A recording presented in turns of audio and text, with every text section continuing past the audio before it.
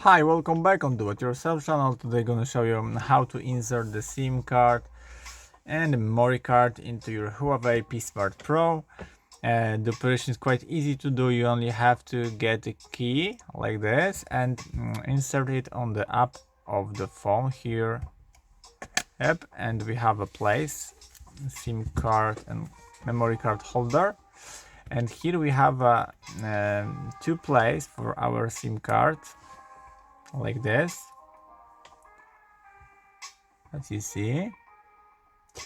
And if you have one SIM card and you want to get the memory card, so the place for this is be something like that,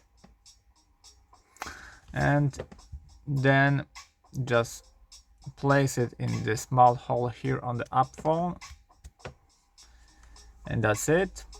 As you see, the system see the memory card and the network here, and that's it.